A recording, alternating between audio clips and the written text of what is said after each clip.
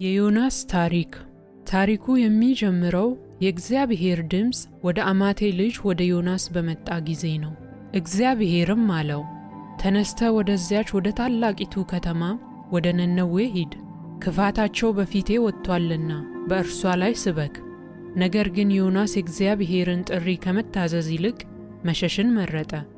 ወደ ኢዮጴም ወረደ። ወደ ተቃራኒ አቅጣጫ ወደ ተርሰስ የምትሄድ መርከብን አገኘ። ከእግዚአብሔር ፊት ያመልጥ ዘንድ ገንዘብ ከፍሎ ወደ እርሷ ገባ። መርከቧ ስትጓዝ እግዚአብሔር በባህሩ ላይ ታላቅ ነፋስን ላከ። እናም ኃይለኛ ማዕበል ተነሳ።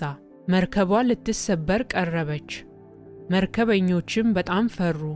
እያንዳንዱም ወደ አምላኩ ጮኸ። መርከቡንም ለማቅለል ዕቃቸውን ወደ ባህሩ ጣሉ። ዮናስ ግን ወደ መርከቡ የታችኛው ክፍል ወርዶ ተኝቶ ነበር። መቶ አለቃውም መጥቶ ምን ነው ተኝተሃል? እንዳንጠፋ እግዚአብሔር ያስበን እንደሆነ ተነስተ አምላክህን ጥራ አለው። ተጠያቂው ማን እንደሆነ ለማወቅ ዕጣ ተጣጣሉ። ዕጣውም ዮናስ ላይ ወደቀ። ማን እንደሆነና ይህ ለምን እንደሆነ ጠየቁት። ዮናስም እኔ ዕብራዊ ነኝ፣ ባህርንና የብስን የፈጠረውን የሰማይ አምላክ እግዚአብሔርን አመልካለሁ።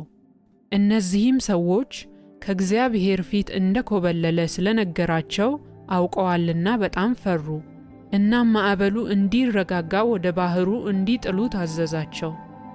ሰዎቹ ግን ባላቸው ኃይል እየቀዘፉ ወደ የብስ ለመጠጋት ሞከሩ። ነገር ግን ባህሩ የበለጠ ኃይለኛ ሆነ።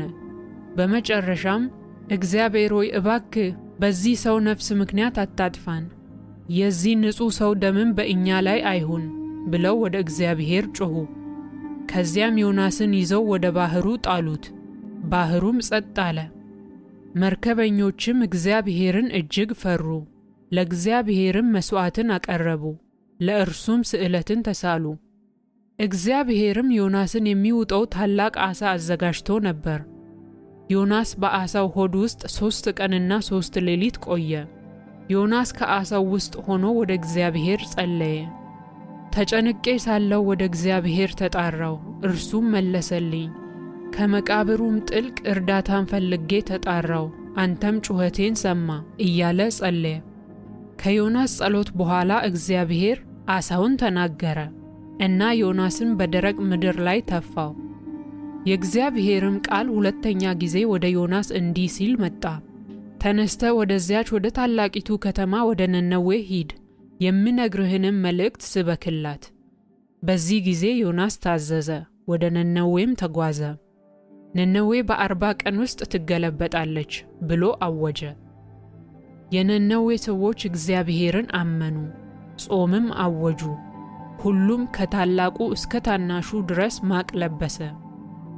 ዜናውም የነነዌ ንጉሥ በደረሰ ጊዜ ከዙፋኑ ተነስቶ መጎናጸፊያውን አወለቀ፣ ማቅም ለብሶ አመድ ላይ ተቀመጠ።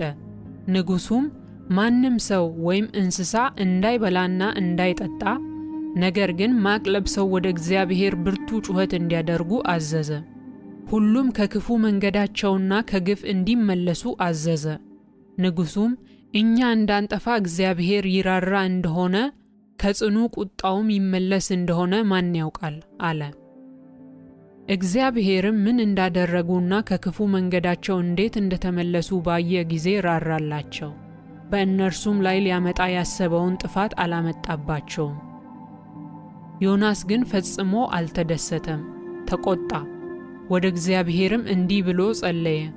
እግዚአብሔር ሆይ በሀገሬ ሳለሁ የተናገርኩት ይህን አልነበረም? ፈጥኜ ወደ ተርሰስ ለመኮብለል የተነሳሁትም ለዚሁ ነበር።